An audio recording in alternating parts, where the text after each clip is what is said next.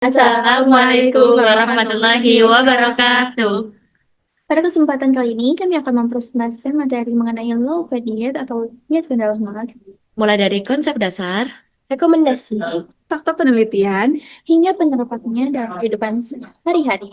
Kami akan memperkenalkan diri masing-masing dengan saya sendiri, yaitu Siti Syarifah dengan NIM 256131277. saya Putri Stila Ramadhani dengan NIM 2561303. Saya Lisna Putra Madani dengan NIM 256131125. Saya Elvita Arda Nusara dengan NIM 25131. Baiklah, tadi kami akan menjelaskan tentang apa itu low fat diet atau diet rendah lemak. Ini dijelaskan oleh teman kami, yaitu Alvita. Baik, terima kasih atas kesempatannya. Di sini saya akan menjelaskan mengenai low fat diet atau diet rendah lemak. Apa sih itu low fat diet? Low fat diet adalah pola makan dengan kandungan lemak total, lemak jenuh, dan kolesterol yang rendah. Diet ini bertujuan untuk menjaga berat badan ideal, menurunkan kadar kolesterol darah, serta mengurangi risiko penyakit jantung, stroke, hipertensi, dan diabetes. Di sini ada beberapa prinsip low fat diet. Yang pertama yaitu lemak total kurang dari 20 sampai 30% dari total energi per hari. Kemudian lemak jenuh kurang dari 7% dari total energi per hari. Hindari lemak trans dan batasi kolesterol. Pilih sumber lemak sehat dalam jumlah terbatas. Perbanyak konsumsi karbohidrat kompleks, protein tanpa lemak, sayur, dan buah. Gunakan metode masak rendah lemak seperti kukus, rebus, panggang, tumis dengan sedikit minyak. Kemudian di sini ada tujuan low fat diet. Pertama, untuk membantu mengontrol tekanan darah dan kadar gula darah. Kemudian ada mengurangi risiko penyakit jantung, serta menjaga atau menurunkan berat badan, juga menurunkan kadar kolesterol darah. Kemudian, di sini ada rekomendasi lemak total kurang dari 30% kalori. Yang pertama, data eksperimental pada hewan laboratorium menghubungkan diet tinggi lemak, khususnya lemak jenuh, dengan gangguan kerja insulin.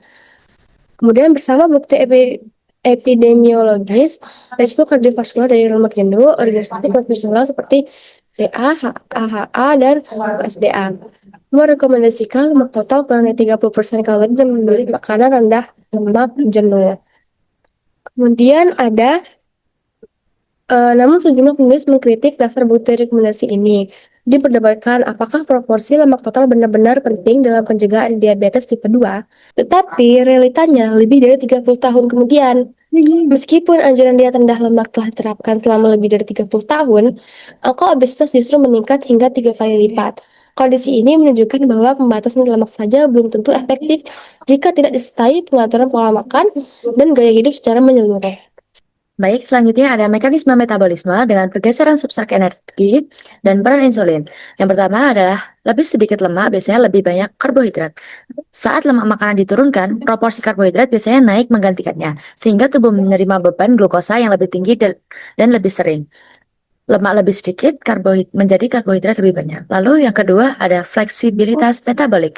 Tubuh sehat mampu beralih antara oksidasi glukosa setelah makan dan oksidasi lemak saat puasa. Kemampuan ini disebut dengan fleksibilitas metabolik dan menjadi penanda kesehatan metabolik. Lalu yang ketiga ada sekresi insulin meningkat. Asupan karbohidrat yang lebih tinggi meningkatkan sekresi insulin postprandial. Insulin menekan oksidasi lemak dan mendorong penyimpanan energi sebagai glikogen maupun trigliserida.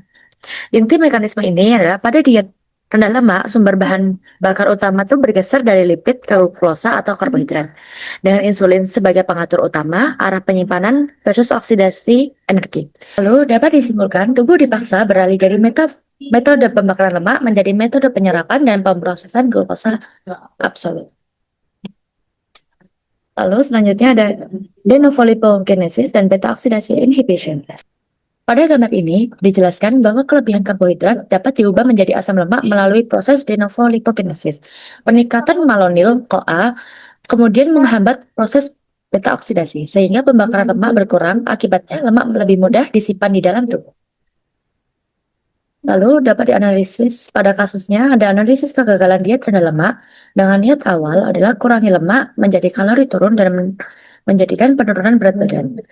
Ternyata realitas industrinya adalah lemak dihilangkan dari produk atau menghilangkan rasa dan tekstur alami, diganti menjadi substitusi industri menjadi gula tambahan dan high fructose corn corn syrup ditambahkan secara masif agar lezat, yang menjadikan fruktasa langsung membebani hati melewati regulasi PFK1 dan mempercepat pembentukan trigliserida tanpa memicu rasa kenyang. Kesimpulannya, kegagalan diet rendah lemak bukanlah kegagalan disiplin pasien, melainkan jebakan substitusi karbohidrat olahan oleh industri pangan. Baik, selanjutnya saya akan menjelaskan terkait mekanisme jebakan lemak adiposa akibat insulin tinggi. Nah, selama kadar insulin basal tetap tinggi akibat diet rendah lemak, tinggi karbohidrat, enzim pembongkaran lemak HSL, dia akan terus terkunci dan nonaktif. Pasien merasa lapar dan kelelahan karena energi terjebak di jaringan adiposa dan tidak bisa diakses oleh sel lain. Konsep ini adalah kalori masuk dan kalori keluar. Itu adalah gagal memperhitungkan regulasi hormon ini. Dari berbagai penelitian dapat disimpulkan bahwa diet rendah lemak tidak selalu lebih unggul dibandingkan pola makan lainnya. Keberhasilan diet lebih dipengaruhi oleh kualitas makan, keseimbangan energi, dan keputusan seseorang dalam menjalankan pola makan yang sehat. Selanjutnya, perlu kita ingat bahwa low fat diet bukan berarti tanpa lemak sama sekali, tetapi memiliki lemak yang sehat dan dalam jumlah wajar, tentu menjaga kesehatan tubuh secara optimal. Sesuaikan kebutuhan kalori dan gizi dengan kondisi kesehatan, usia, jenis kelamin, aktivitas fisik, dan anjuran tenaga kesehatan. Adapun makanan yang dianjurkan, itu pertama ada gandum atau biji-bijian, lalu ada buah-buahan, lalu ada susu rendah lemak, ada sumber lemak sehat, dan ada sayuran. Adapun makanan yang memang harus dihindari atau dibatasi, yaitu yang pertama ada gorengan, ada daging berlemak dan jeroan, lalu ada makanan olahan, terus ada santan, kental, atau mentega, dan margarin, lalu ada makanan manis. Apakah efektif jika menggabungkan semua ini mulai dari puasa, latihan sapuasa, latihan interval intensitas tinggi, sampai pengondisian metabolik? Selanjutnya, adaptif maksimal. Yang pertama itu hiperkortisolemia, yaitu lonjakan gas testosteron stres kortisol. Kemudian ada katabolisme otot. Glikogen habis dan lemak rendah memaksa gluconeogenesis atau dipicu menjadi glukosa. Yang ketiga ada penekanan BMR, yaitu menurunkan laju metabolik basal untuk bertahan dari krisis kelaparan stunting. Inti dari pemahaman itu yaitu stresor ringan sedang yang terukur akan memicu adaptasi positif tubuh, meningkatkan ketahanan dan fungsi metabolik. Kemudian kunci optimal. Temukan titik keseimbangan tempat di bawah velocitas adaptif maksimal untuk hasil terbaik dari berkelanjutan. Kemudian overload atau distress. Jika stresor berlebihan dan berkepanjangan, tubuh masuk ke mode bertahan, performa turun, risiko penyakit meningkat. Prinsip utama dari keseluruhannya yaitu konsistensi, periodisasi, dan pemulihan adalah kunci untuk tetap di zona hormesis. Yang terakhir itu ada kesimpulan. Yang pertama, adaptasi paradoks. Diet rendah lemak memaksa kompensasi karbohidrat. Kelebihan ini mengaktifkan sekresi insulin tinggi, memicu de novo lipogenesis massal, dan memblokir enzim pembakaran lemak. Terus menghambat beta oksidasi lemak di dalam mitokondria. Akhirnya, tubuh beralih menjadi mesin penyimpanan lemak, bukan pembakar lemak. Yang kedua ada akar kegagalan, yang dimana terjadi industri lebih dari 30 tahun, lemak alami yang dihapus digantikan dengan gula dan PCS untuk kompensasi rasa. Ini menciptakan epidemi resistensi insulin global dan resistensi insulin global dan perlemakan hati, bukan penurunan berat badan. Yang terakhir ada batas toleransi, di mana penentuan fasting, HIIT, dan restri lemak secara bersamaan akan menghancurkan batas hormesis. Tubuh merespon dengan hiperkortisolemia, masuk ke mode katabolik, pemecahan otot, dan menekan metabolisme basal. Inti utama dari keseluruhan kesimpulannya itu tubuh dirancang untuk fleksibilitas metabolik, bukan dogma tunggal.